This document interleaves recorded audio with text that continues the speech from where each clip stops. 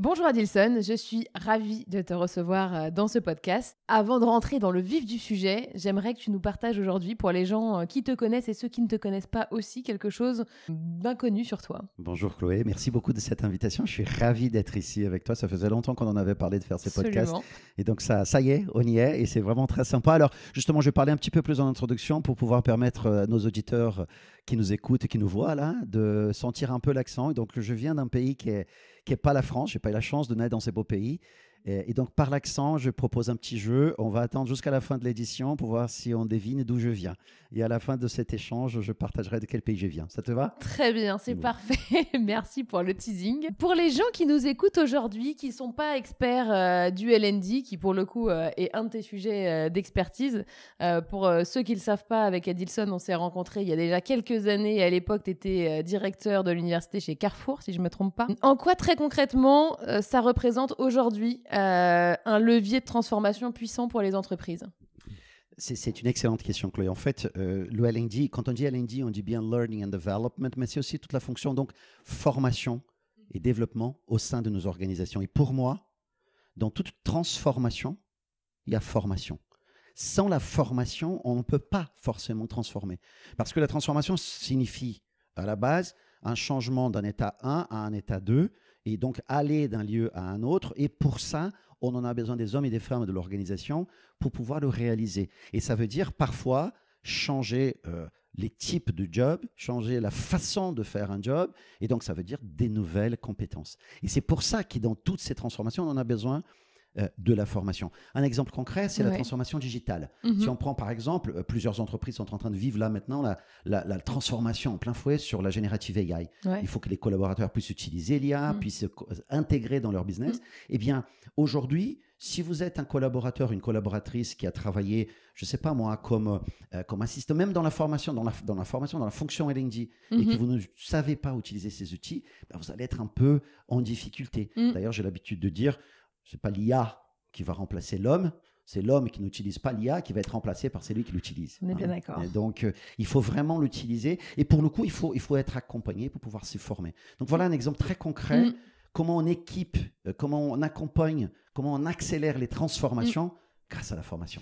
Et là, on voit bien le lien, effectivement, et merci pour l'illustration de en quoi, effectivement, c'est finalement incontournable des transformations. Et pour autant, c'est quoi ton avis? J'ai l'impression que la L&D dans l'entreprise n'est pas toujours considérée comme un partenaire stratégique des transformations. Pourquoi, du coup, historiquement, à ton avis? Je crois qu'il y a plusieurs facteurs et tu as tout à fait raison de souligner ces sujets. En fait, historiquement, dans l'organisation, la fonction L&D, la fonction formation et développement, elle est apparue comme une espèce de réponse à des formations à la base obligatoires. Ça fait longtemps, hein, et heureusement, mais c'était comme ça que c'est apparu. Et donc, du coup, les CEO, le board, le COMEX de l'organisation regardaient ça comme étant un catalogue de formations qui devait être mis à disposition des collaborateurs. C'était un truc qu'il fallait faire, mais sans forcément un intérêt majeur. Et d'ailleurs, on en avait notamment en France cette vision que l'école, c'est fini, quoi. À un moment donné, on part, on a fait l'école, on en a fait l'université, maintenant on passe à autre chose, on passe au monde du travail et on ne se forme plus. Or, on le sait très bien, rien de plus faux. Aujourd'hui, on en a besoin de se former et de se former tout le temps pour se transformer soi-même, pour pouvoir justement transformer les organes. Et donc, du coup, cette vision, cette manière de faire, elle s'est ancrée dans l'organisation et certaines fonctions L&D sont restées un peu dans cette logique de je organise des catalogues de formation. C'est ça, très administratif, très logistique finalement. Exactement, et qui je mets à disposition des gens. Les gens viennent faire du picking dans ce qu'ils veulent, mais il n'y a pas une volonté d'accompagner justement la vision stratégique de l'organisation. Or, on voit bien, si une organisation décide par exemple de passer d'une entreprise qui était plutôt sur du bas prix, sur un marché concurrentiel, à de la différenciation, il faut monter en compétence d'un certain niveau, il faut peut-être accompagner justement sur cette qualité qu'on veut délivrer aux clients, au service client. Et ça, encore une fois, c'est de nouvelles compétences qu'il faut acquérir, il faut développer. Et pour ça, on a besoin de la formation. Et finalement, quand je pense à tous les acteurs de la L&D en entreprise, on avait eu cette discussion en aparté ensemble. Tu me disais, ils sont pas toujours bien équipés, bien formés. Il n'y a pas énormément de programmes à leur disposition aujourd'hui pour avoir le bon niveau de montée en compétences pour accompagner les enjeux de l'entreprise. Qu'est-ce qui leur manque pour toi aujourd'hui? Sur quoi est-ce que cette fonction va devoir se renforcer? Alors moi, c'est une excellente question, Chloé, parce que je pense, on en discute beaucoup d'ailleurs dans le cadre d'un club que j'ai la chance de participer, le club des directeurs d'universités corporatives, justement, en France, d'universités corporate. Et c'est un des débats qu'on en a aujourd'hui, c'est que du fait de cette historique dont je te parlais tout à l'heure, c'est-à-dire de venir d'un monde dans lequel on est un fournisseur de catalogue interne, pour se transformer et devenir un agent accélérateur de la transformation, il faut déjà, qu'on soit capable de rentrer en dialogue direct avec le business. Donc, on comprenne quels sont les enjeux du business, quels sont les besoins du business pour pouvoir derrière faire une espèce d'état de lieu entre pour aller dans ce marché-là, par exemple, pour attaquer ce positionnement, pour pouvoir se positionner sur tel marché, sur telle géographie. Quelles sont les compétences dont j'ai besoin et quelles sont les compétences que j'ai aujourd'hui et comment passer de l'état d'aujourd'hui à l'état de demain. Un exemple très simple. Tu as une boîte aujourd'hui, tu es basé en France, tu travailles avec plusieurs clients en Europe. Demain, tu te dis, je vais aller, je ne sais pas pourquoi ça me traverse l'idée de ce pays, mais le Brésil, par exemple. Donc, il va falloir peut-être équiper certains de tes salariés avec la langue portugaise. Je suis très basique. Mais n'empêche que si le patron de L&D, si la personne qui est responsable de services de formation ne connaît pas ces enjeux-là, il n'est pas capable de pouvoir t'accompagner et d'anticiper ses besoins pour pouvoir dire, voilà, pour pouvoir avoir les talents qu'il faut pour pouvoir réussir notre changement de cap, notre changement stratégique, notre transformation, eh bien, il faut qu'il soit déjà capable de pouvoir identifier et parler bien au business. Et puis ensuite, il faut qu'il sache aussi pouvoir se dire, une fois que je connais les enjeux du business et que je connais les compétences qui sont nécessaires, là, pour le coup, après, c'est le why et c'est pourquoi et comment je vais pouvoir justement accompagner les collaborateurs que j'ai aujourd'hui pour qu'ils puissent avoir ces compétences de demain. Et là, c'est tout l'outillage, je dirais, est-ce que c'est de la formation online, est-ce que c'est du blended learning, est-ce que c'est du coaching, est-ce que c'est un programme de vie ma vie. Bref, il y a plusieurs solutions, une espèce de panoplie qui s'ouvre. Surtout que ça a beaucoup bougé quand même, finalement, la façon de pouvoir accompagner. Exactement, exactement. Et ça change non seulement parce qu'il y a des nouveaux outils, de nouvelles technologies qui nous permettent de changer, mais aussi pour que nous, on est dans un environnement qui est compliqué, c'est difficile de trouver du temps, c'est difficile, donc on parle de plus en plus aujourd'hui de t'accompagner on the job, c'est-à-dire dans ta fonction, un peu comme on en a dans les outils, tu sais, comme on prend des applications aujourd'hui, et quand tu mets une nouvelle application, tu es en train de faire un truc, et puis là, il y a un petit pop-up qui dit, tiens, tu savais que tu peux faire ça, ça, ça. Et ces tips-là, ça fonctionne dans ces technologies, nous, on les incorpore de plus en plus dans nos métiers de learning et développement. Et comme tu disais à juste titre au début, c'est pas un métier. Alors, il y a un dicton en France qui dit les cordonniers sont les plus mal chaussés. Absolument. Oh, je suis pas très mauvais là, ça va. Pas mal, et en fait, moi, je fais un constat avec mes collègues, justement, que dans notre communauté, on a besoin d'accompagner beaucoup le développement de nos équipes également. Et comme tu disais, il n'y a pas grand-chose sur le marché. Il y a un peu aux États-Unis, on en a constaté, on en a très peu en Europe et pratiquement rien en France. Donc nous, on en a développé d'ailleurs au sein de l'école, le Sandrine School of Business. On en a lancé un programme de formation continue qui s'appelle Chief Learning Officer, qui vise justement, CLO, the Next CLO, pour accompagner les dirigeants, accompagner les managers dans le L&D, les directeurs peut-être qui sont venus du business et qui ont besoin de cette couche un peu spécifique sur les techniques, les technologies, les manières de faire de L&D pour pouvoir les accompagner à faire monter en compétences et qui, eux, ils deviennent aussi des agents de transformation au service de la transformation des entreprises. Ouais, c'est passionnant. Et puis ce que je retrouve, c'est qu'en fait, on avait fait une étude, on en a parlé d'ailleurs dans ce podcast, sur les compétences du DRH de demain, et on retrouvait le côté comprendre les enjeux du business, donc qui est le vrai finalement à l'intérieur de la grande fonction RH un petit peu partout. Je comprends qu'au-delà de ça, il y a voilà, quels outils, quels moyens pédagogiques, etc. Et donc ça nécessite que cette fonction L&D soit déjà accompagnée avant d'accompagner les autres justement sur ce sujet-là. Donc oui, c'est absolument passionnant. Je profite de l'occasion pour te poser la question du test and learn, parce que c'est un sujet sur lequel je sais que tu es expert, tu as écrit un ouvrage dessus qui est d'ailleurs dans ma bibliothèque juste ici. En quoi est-ce que justement est-ce que tu peux nous résumer que ça c'est un outil puissant à la main de l'entreprise pour avancer? Est-ce que tu peux juste résumer le concept pour les gens qui ne sont pas familiers avec? Bien sûr, je pense que c'est super riche effectivement, et c'est une de mes passions, le test and learn, parce que je pense que c'est à la fois une culture et une méthodologie pour accélérer l'innovation dans nos organisations, dans nos entreprises. Et donc, à la fois dans le business, mais aussi dans la fonction RH et aussi dans la formation. Je vais essayer de donner des exemples concrets, parce que je sais que tu aimes bien ça. Peut-être on va parler d'un exemple concret business, et puis ensuite, je donnerai un exemple concret dans la formation. Comme ça, on couvre l'ensemble du possible. C'est vrai que le test and learn, comme je disais, c'est une culture et une méthode. Une culture dans le sens où elle est plutôt une façon de faire, un mindset qui accepte le fait de dire je ne sais pas tout, je ne sais pas exactement quelle est la meilleure solution, la solution parfaite, elle n'existe pas par définition, mais on va essayer de se rapprocher en faisant des tests et en apprenant par des expérimentations et par de l'itération rapide, comme on peut dans les méthodes agiles, comment on peut résoudre le problème du client. En acceptant de faire des erreurs, du coup. Bah, surtout. Et ça, c'est un vrai sujet, Chloé, entre nous. Hein. C'est un sujet majeur parce que moi je parle d'ailleurs, j'aime bien la notion de... Il y a beaucoup de gens qui parlent de droit à l'erreur. Moi, je n'aime pas la notion de droit à l'erreur, mais je pense plutôt au devoir de tester. Pourquoi je te parle de ça? Parce que le droit à l'erreur, on comprend bien, quand c'est pris de côté positif, moi je suis d'accord, ça veut dire qu'il faut laisser les collaborateurs essayer des choses et il ne faut pas venir punir si jamais ça ne marche pas, parce que si on fait ça, évidemment, on tue l'innovation. Et il y a une façon de faire pour ne pas innover, c'est de ne pas tester, c'est de ne pas essayer. C'est vrai. On fait toujours la même chose, là on est sûr de ne pas se tromper. Quoi, tu vois, donc, et donc du coup, si on part sur cette logique-là, c'est plutôt positif. En revanche, ce que j'ai remarqué avec les patrons, avec les CEO, et d'ailleurs, c'est des gens qui sont, et c'est fondamental, qu'ils embrassent le test and learn et qu'ils embrassent l'innovation s'ils veulent vraiment que cela percole dans l'organisation et dans l'entreprise. Ça doit partir d'eux. Exactement. Et donc, eux, ils ont une crainte. C'est de dire, si je commence à parler de droit à l'erreur, les gens vont faire n'importe quoi. Les gens vont commencer à se lâcher, vont commencer à faire des trucs et dire, ouais, c'était le droit à l'erreur, tu m'avais dit que je pouvais. Hein. Alors que le test and learn, c'est tout le contraire. C'est justement... Quand j'ai fait du test and learn, j'ai limite le champ de mon expérimentation. Comme ça, je n'ai pas un impact énorme sur l'ensemble de l'entreprise si ça ne marche pas. Et donc, il y a une vraie différence entre l'erreur et la faute. Je sais que j'ai fait un truc à la con, je sais que je ne suis pas arrivé à l'heure pour l'interview avec toi. Ah, mais j'ai le droit à l'erreur. Non, ça, c'est la négligence. C'est pas sérieux, c'est pas professionnel. C'est pas l'erreur. Par contre, on essaye de faire quelque chose de différent. Dans le podcast qu'on fait aujourd'hui, on va tester, par exemple, tu vas tester une série de questions que tu n'avais pas testées encore avec d'autres invités. J'en sais rien. Très bien. C'est juste un exemple. Voilà. Mais justement, si on essaye ça, bah, tu pourras tester. Et vous regardez après, peut-être mettre une seule question et on voit comment répondent nos auditeurs après.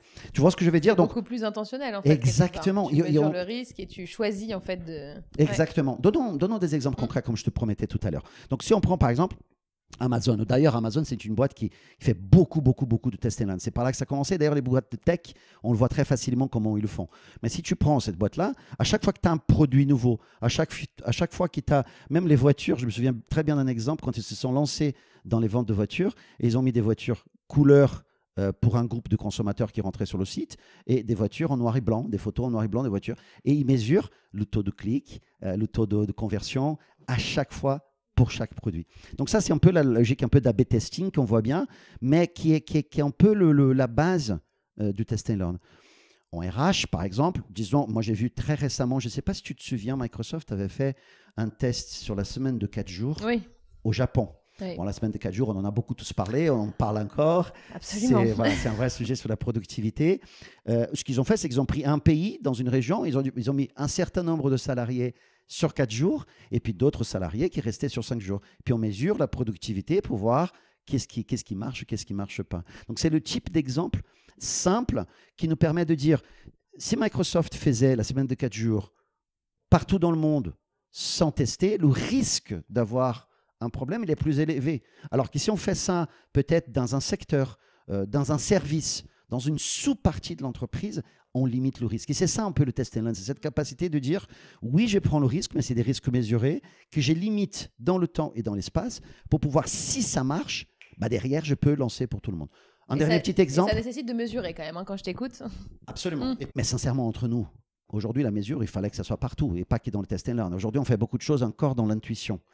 Donc, je pense que là aussi, c'est un exemple type qui, quand on fait de test and learn, finalement, si on n'a pas de mesure pour dire à la fin si ça a marché ou si ça n'a pas marché, et ben finalement, c'est du hachisme et ça ne sert à rien, quoi. Donc, ça ne nous aide pas, ça ne fait pas avancer. On est encore dans les biais, etc. Mais prenons un exemple dans la formation. Là, sur l'importance de la mesure aussi. On en a fait un programme d'accompagnement pour former des collaborateurs sur des sujets de la créativité, hein, pour former des cadres. On sait bien, la créativité aujourd'hui est fondamentale justement pour améliorer l'innovation. Plutôt que de lancer, donc le sujet était comment j'aide mes managers à devenir plus créatifs. C'était ça la commande. Plutôt que de se dire, bon, ben voilà, je sors mon truc, on prépare une superbe formation, ça va être 2 jours ensemble, on va faire des workshops, etc. Très bien, pourquoi pas. C'est souvent la démarche. Et puis on vient, on pitch au DRH, au responsable formation, et hop, on déploie. Or, moi, à chaque fois, j'essaye de faire 2 choses avant. D'abord, je dis, quel est notre intérêt? Comment on le mesure? Qu'est-ce que ça veut dire être créatif? Comment on peut le mesurer? Parce que si c'est après une perception de quelqu'un, si c'est juste le type qui dit oui, je suis plus créatif, ça ne va pas nous aider. C'est quoi l'indicateur que tu as réussi à voir? Et nous, ce qu'on en a fait, on a regardé dans la littérature en psychologie, et les chercheurs, quand ils mesurent ça, ce qu'ils disent, c'est la créativité, elle est le nombre d'options proposées pour résoudre un problème. Et donc, par exemple, chez toi, tu as des gens qui vont chez les clients pour les accompagner dans leur transformation sur les talents et accompagner les talents. Ça peut être la solution les plus créatives parce qu'ils ont eu beaucoup d'idées de comment adresser ces problèmes-là. Et donc, nous, ce qu'on a fait, c'est qu'on a donné des études de cas aux managers sur l'entreprise en question en disant, voilà un cas typique business, la problématique, elle est celle-là. Si vous étiez à la place de cette personne, que feriez-vous? Sachez qu'on n'est pas intéressé là par la qualité de l'idée, on veut que vous nous donniez le maximum d'idées possibles. Et là, on compte. À la fin, on dit, bah lui, il a donné 10, elle a donné 15, 20, etc. Quand on a ça, on a déjà une mesure concrète. Derrière, qu'est-ce qu'on a fait? On a fait la formation, on avait des doutes. Est-ce que c'était du online ou est-ce que c'était du blended? C'est-à-dire du online et du présentiel. Est-ce que, par exemple, un format avec un workshop fonctionnait mieux? Est-ce qu'un programme de mentoring après avec quelqu'un d'autre aider les managers à devenir plus créatifs ou pas? Bref, on avait des questions sur lesquelles, très sincèrement, on ne pouvait pas répondre. Encore une fois, on peut faire de l'intuition, mais on ne pouvait pas répondre. Ce qu'on a fait, c'est qu'on a construit 3 formations différentes. Une, elle était en présentiel classique, c'est ce qu'on appelle un peu le contrôle. L'autre formation, elle était plutôt en blended learn, c'est-à-dire online et offline. Il y avait un peu du online et un peu du présentiel. Et puis, il y avait une 3e option qui était une option plutôt dans laquelle on intégrait aussi cette notion de mentoring. Donc, tu as des groupes pilotes, tu as 3 groupes différents. 3 groupes différents. Et on sélectionne au hasard des managers. On met 20 managers pour une formation, 20 managers pour une autre et 20 managers pour la 3e. On mesure avant de commencer la formation, on leur donne le fameux cas et on leur demande de produire les idées. On calcule le nombre d'idées et on compare avant et après. Et donc après, on se dit, bah, la formation en blended learning, en l'occurrence, c'était le cas, hein, la formation en présentiel et du online, sans le mentoring ne nous a pas apporté, elle produisait 27% plus de créativité auprès de nos managers que celle qu'on n'avait pas. Et c'est ça le test and learn, tu vois, c'est donner l'occasion à toute l'équipe de penser ensemble, mais ce n'est pas l'opinion du chef, ce n'est pas moi qui a raison, ce n'est pas moi qui sais, c'est les données qui m'aident à choisir ce qui est la meilleure solution. Et derrière, on déploie sur toute l'organisation. Ça te permet de faire un déploiement beaucoup plus, on va dire, maîtrisé. La question que je me pose et que peut-être se posent les gens qui nous écoutent aujourd'hui, c'est est-ce que finalement, c'est pas 3 fois plus de boulot? Alors, pas 3 fois, parce que j'imagine qu'il y a des choses quand même qui se recoupent un petit peu. Mais finalement, est-ce qu'il n'y a pas un frein en termes d'énergie déployée au démarrage? C'est un vrai sujet, Chloé. Mais je te propose une expérimentation mentale pour répondre à ta question. Okay. Et si, dans mon cas, dans mon exemple de créativité, et si j'étais parti sur la formation classique? Le nombre d'heures que je donnerais pour l'ensemble de cette organisation quand je déployais la formation elle-même m'aurait produit, certes, sans doute un peu de résultats, mais 27% de moins de ce que j'ai pu obtenir en passant un peu de temps sur cette phase de préparation. Donc oui, c'est du boulot. Oui, et puis il faut aussi essayer de faire des tests qui soient faciles, rapides, bien faits. Mais je crois comment on dit ça? Le veau vaut la chandelle? Non, le jeu en vaut la chandelle. Le jeu en vaut la chandelle. Ouais, aujourd'hui, j'essaie de placer quelques-unes. C'est un quiz aujourd'hui pour tester mes qualités. Merci, Adilson. Mais je pense vraiment, tu vois, certes, tu investis avant, tu passes du temps, mais à la fin, tu as d'abord quelque chose qui est beaucoup plus qualitatif. Et en plus, je peux te dire que ta discussion, toi, DRH, tu es responsable formation, quand tu vas parler à ton CFO, bah, tu es à un autre niveau, parce que là, pour le coup, tu peux prouver quel est l'impact que tu as sur l'organisation. Bien sûr. Oui, et puis on se l'a dit plusieurs fois, en fait, tout investissement, et notamment porté par la grande famille RH, nécessite de pouvoir mesurer qu'il y a un retour sur investissement. On se dit la même chose pour le coaching, et on se dit qu'en même temps, c'est difficile à mesurer. Je pense que sur le sujet formation, c'est d'autant plus vrai. J'avais une question pour toi, du coup, je vais te la poser. Est-ce que ton exemple, il m'amène à ça? Comment est-ce que tu arrives, et comment est-ce que finalement, toute la fonction L&D arrive systématiquement à trouver des KPI pertinents pour mesurer l'impact qu'ils ont sur la transformation de l'entreprise? Là, dans ton exemple de la créativité, on s'en sort bien, je trouve. Mais est-ce qu'il y a des espèces de KPI que tu pourrais recommander à toute entreprise de suivre, des espèces de fondamentaux? C'est quoi ta bonne pratique là-dessus? Moi, je pense très sincèrement que ça dépend de la transformation que tu veux mener. Mhm. C'est ça où il faut relier au business à nouveau, tu vois. Qu'est-ce qu'on veut atteindre ensemble? Quel est l'objectif qu'on a? Est-ce que l'objectif... là encore, on donnait l'exemple du portugais tout à l'heure en rentrant dans un nouveau marché. Si ton objectif est de conquérir de parts de marché, si ton objectif est de meilleure satisfaction du client, tes KPIs doivent être liés là-dessus. Si tu fais une formation pour que tes clients soient plus satisfaits, ton KPI va être le NPS que tu mesures avant et que tu mesures après. Mais qui sera lié à l'impact de ta formation et à d'autres choses autour. Exactement. Ouais. T'as toujours... Alors, c'est ça qui est passionnant dans l'approche Test and Learn, Chloé, c'est qu'effectivement, dans l'entreprise, il y a toujours tout qui arrive en même temps. C'est très difficile d'isoler une chose seule. Néanmoins, quand tu fais ça, dans mon exemple de créativité, on le voit bien, ces managers qui sont venus, ils ont été pris au hasard, ils sont venus dans une des formations par rapport à une autre, et tous avaient le même environnement quelque part. Donc, les choses qui arrivaient à un arrivaient aussi à l'autre. Et donc, on peut supposer, ou en tout cas on essaye de faire en sorte que l'unique différence entre ces groupes de contrôle, le groupe de la formation 1 et le groupe de la formation 2, ne soit que la formation qu'ils ont suivie. Et c'est la même chose là, tu essayes de lancer quelque chose, tu définis le KPI, certes il y a d'autres effets autour, mais c'est ta formation finalement qui peut avoir un impact normalement sur ces KPI-là. Reprenons l'exemple des KPIs dont tu parlais, notamment de NPS. Tu es un distributeur et tu essayes de faire en sorte que tes clients soient plus satisfaits dans le magasin. Tu peux très bien dire que ta transformation là-dessus, c'est une transformation de typologie du service, de qualité d'accueil et de qualité de réponse aux besoins de tes clients. Si tu fais ça et que tu veux former tes équipes au magasin, tes vendeurs, etc., ta mesure à la fin, c'est le NPS.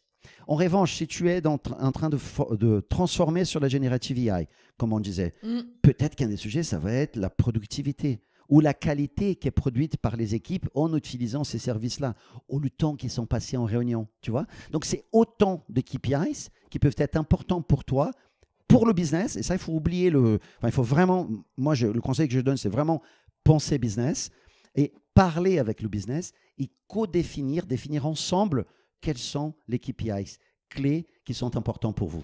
Ouais, c'est hyper intéressant. Le côté codéfinition des KPI, je pense que c'est vraiment passionnant. Alors, je rétropédale un tout petit peu, mais c'est vrai qu'on se disait, donc, le L&D, ça accélère vraiment la transformation des entreprises. Aujourd'hui, ils ne sont pas forcément toujours équipés. On comprend que pour demain, il va falloir une meilleure compréhension du business et puis voilà, la couche L&D. Est-ce qu'il y a d'autres conseils que tu donnerais aujourd'hui à un DRH qui nous écoute et qui se dit effectivement, va falloir investir sur cette fonction? Est-ce qu'il y a d'autres choses que tu aimerais recommander pour permettre au L&D d'apporter plus? Moi, je pense que les fonctions L&D sont en train de se transformer d'une façon très puissante et très rapide dans les organisations. Moi, j'assiste depuis 4-5 ans déjà une montée en puissance des équipes d'une façon phénoménale et une prise de conscience au niveau des directions générales de l'importance pour l'organisation de s'adapter plus vite à l'environnement de ce qu'elle faisait auparavant. Et du coup, cette capacité-là, cette volonté-là, on voit bien l'intérêt du coup de la fonction formation et la fonction learning.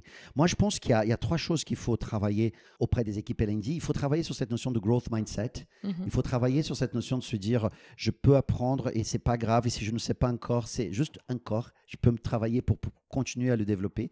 Je pense qu'il faut travailler l'ouverture, c'est-à-dire qu'il faut aller voir ce qui se passe ailleurs. Pas dans un sens de benchmark simple, mais plutôt dans le sens vraiment d'inspiration et d'aller chercher un peu, parfois même au-delà des frontières de L&D, qu'est-ce qu'on est en train de faire dans l'innovation dans la tech, qu'est-ce qu'on est en train de faire de l'innovation dans le business. Parce que des fois, il y a des choses qui peuvent être très vite incorporées et utilisées aussi pour nous. Et puis, je pense qu'il y a un 3e élément qui est très important dans ce genre de situation, c'est d'être empathique. Empathique avec le business, écouter l'autre. Parce que, tu sais, moi, j'ai beaucoup vu des échanges du type... il ne comprend rien, il ne sait pas quelles sont mes contraintes, il ne comprend pas ce qu'on doit faire en même temps, il ne comprend pas toutes les difficultés que c'est de former les 500 000 collaborateurs qu'on a dans le monde. Certes, c'est vrai, mais on est là aussi au service de ce business. Donc, on est là au service des hommes et des femmes qu'on veut accompagner pour qu'ils puissent aussi résoudre leurs problèmes. Et donc, être en capacité de se positionner, avoir une position basse, d'écoute, mais écouter pour comprendre et pas pour répondre. Ça, c'est quand même pas simple. Hein. Il faut vraiment prendre le temps et d'entrer en dialogue pour vite, ensemble, aller dans une solution qui puisse aider le business. Moi, je pense que c'est les 3 compétences essentielles qu'il faut travailler dans les équipes. C'est passionnant et puis ça rejoint des choses qu'on s'est dites sur les podcasts autour du Future of Work d'une façon large. J'ai pas mal d'entreprises qui me disent régulièrement, justement, quand ils décident d'investir un peu plus massivement sur la formation pour demain, oh là là, mais chez nous, on a des équipes qui sont pas du tout là-dedans, qui n'ont pas ce gros mindset, qui n'ont pas cette ouverture et cette, on va dire, appétence naturelle à aller regarder ce qui se passe dans le monde autour.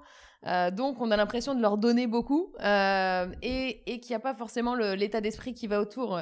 Est-ce que ça se développe? C'est quoi ta conviction?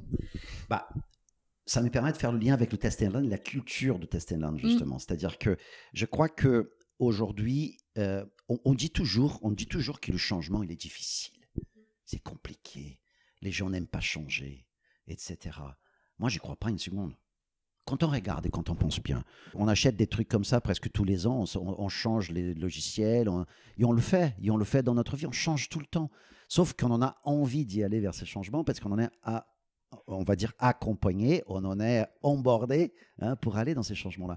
Et on voit le bénéfice. C'est ça, exactement. Donc, je crois qu'il faut à la fois regarder l'assurance qu'on peut donner aux collaborateurs pour leur dire oui, c'est complexe. Oui, on navigue parfois avec un horizon de temps qui est beaucoup plus court.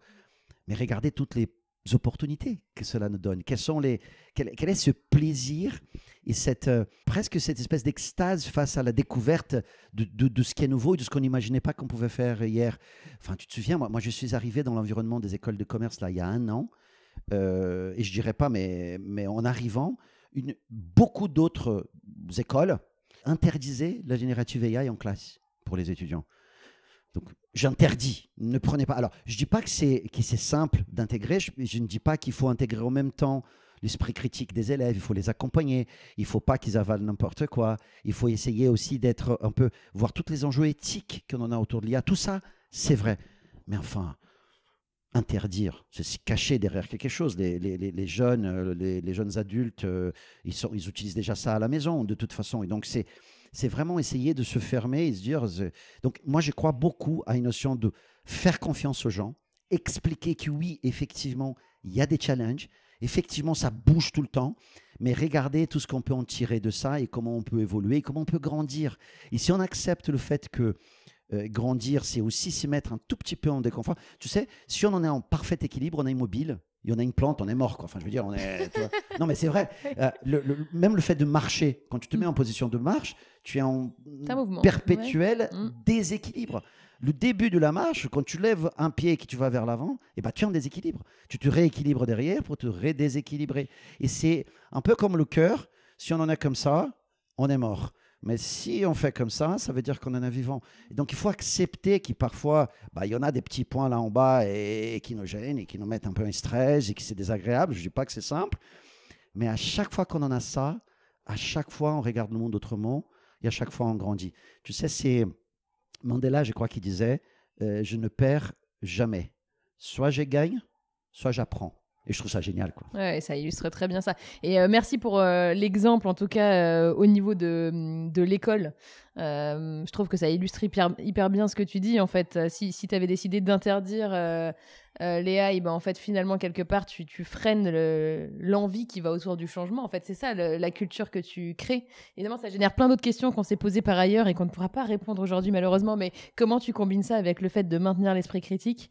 Comment est-ce que tu continues à développer? Bon, je vais quand même te la poser parce que vraiment, je ne peux pas repartir sans savoir ce que tu penses là-dessus. Comment est-ce que tu gères ça au niveau de l'école? C'est passionnant et je vais parler et de l'école et je vais parler de l'entreprise aussi. Bien sûr. Moi, je crois que c'est un sujet clé et on le voit tous aujourd'hui avec la désinformation sur Internet. L'esprit critique, ça, c'est une question fondamentale, Chloé, pour nous. Et je vais te répondre à la fois au niveau de l'école et ce que je pense aussi on doit faire dans les entreprises. Nous, au niveau de l'école, tu le sais, j'avais partagé avec toi, on en a certifié les étudiants d'ailleurs, on a accompagné dans un parcours de professionnalisation autour de la générative AI avec une certification à la fin avec des partenaires comme Google, Microsoft. Ouais, tu m'en avais parlé, c'est passionnant. Exactement. Et donc, à l'intérieur de ça, il y avait déjà des cours de l'esprit critique, pour prendre du recul et pour ne pas avaler n'importe quoi et pour avoir cette capacité de dire qu'est-ce qui est vrai là-dedans. Et d'ailleurs, la recherche nous aide beaucoup là-dessus, pour poser l'hypothèse, pour tester, pour faire là encore peut-être un peu de test and learn. Tu vois, ça, c'est vraiment très important. Donc, on l'accompagne et c'est très important parce qu'on a une responsabilité aussi sociale. On prépare nos étudiants, certes, pour des emplois demain dans les belles entreprises qui sont les nôtres, mais aussi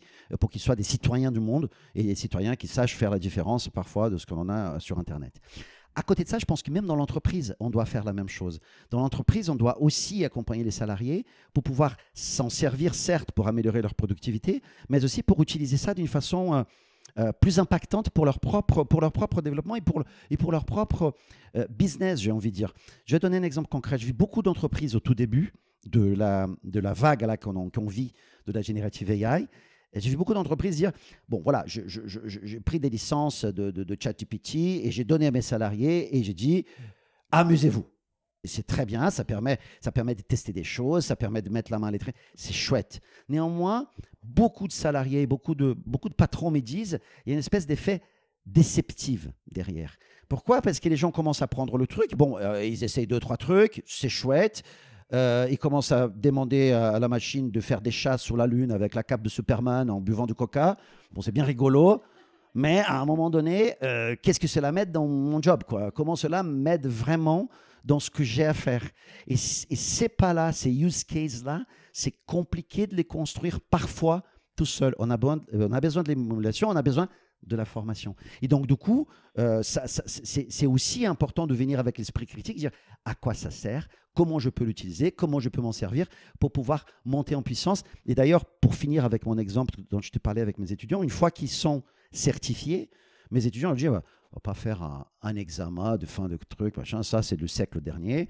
Ben non, on va les envoyer faire un reverse mentoring chez Danone d'ailleurs. Je salue mes amis de chez Danone, tout récemment, ils ont eu un groupe d'étudiants qui sont venus chez eux pour partager leur savoir-faire qu'ils avaient appris sur la Generative AI et aider aussi dans la prise en main de certains use cases de chez Danone pour qu'ils utilisent encore plus la Generative AI et pour qu'ils s'en servent pour gagner en productivité. Super, je sens qu'il y en a beaucoup qui nous écoutent, qui se disent qu'ils aimeraient recevoir tes étudiants en reverse mentoring.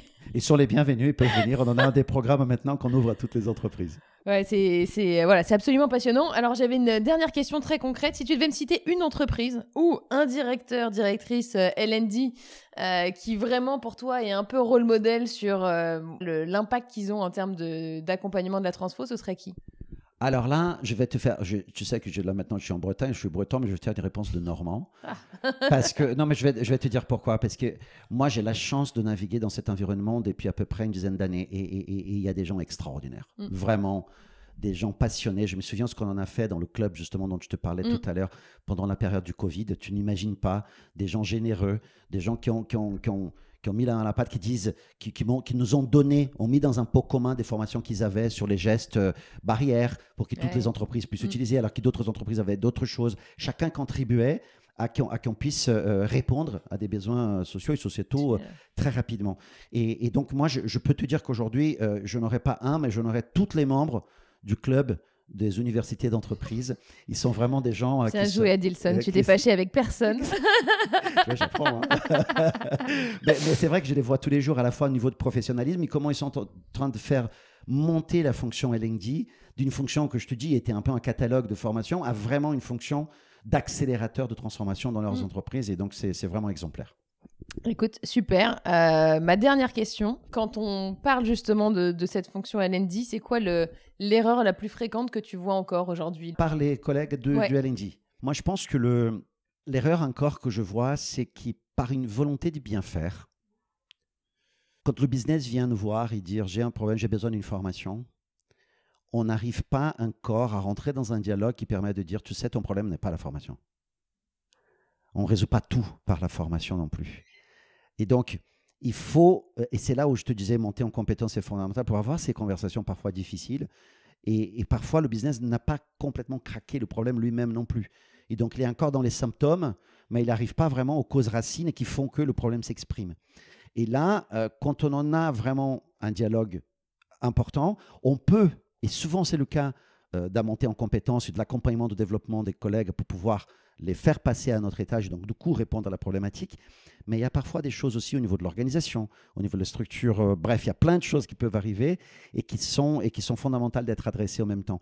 Et en se cachant derrière la formation, on n'adresse pas le vrai problème ou on n'adresse pas le problème dans sa totalité. Et ça, c'est dangereux parce qu'après, on te dit, et ben finalement, tu vois, la formation, ça ne servit à rien. Et ça, c'est très dangereux. Super intéressant. Donc, être capable de détecter que ça ne va pas être la solution à tout et être capable de verbaliser que qu'il y a une limite, en fait, quelque part. Enfin, et voilà, avoir le courage de le dire pour pas finalement se tirer une balle dans le pied ensuite dans ce qui va être mesuré. Exactement. Et aider aussi le business à aller plus loin dans son analyse. Parce que ça permet aussi parfois d'ouvrir le capot et de regarder d'autres trucs qu'ils n'auraient pas vus. Et donc, c'est vraiment un dialogue qui s'instaure et du coup, la formation vient au bon endroit pour accélérer la transformation. Absolument. Et en fait, c'est en ayant ce dialogue que tu finis par obtenir la place de partenaire stratégique que tu dois avoir dans cette fonction-là. Super, passionnant. On pourrait passer des heures. Est-ce qu'il y a une question que j'aurais dû te poser que je t'ai pas posée, Adilson? De quel pays je viens? De quel pays viens-tu, Adilson? Je suis brésilien d'origine. Ça fait 25 ans que je suis dans ce beau pays. J'habitais aussi aux États-Unis. J'ai bossé aux États-Unis une certaine période, mais ça fait 25 ans que je suis en France et je suis vraiment ravi d'être accueilli dans ces beaux pays en Europe. Voilà. Et tu n'as toujours pas perdu ton accent, a priori. Mais tu parles très, très bien français. Merci beaucoup, Adilson. C'était un plaisir de te recevoir. Merci à toi. Merci de l'accueil. J'étais ravi d'être là avec toi et merci pour cette opportunité. Et bravo, en tout cas, pour le travail que tu fais pour aider aussi chacune et chacun à atteindre son plein potentiel. Merci beaucoup.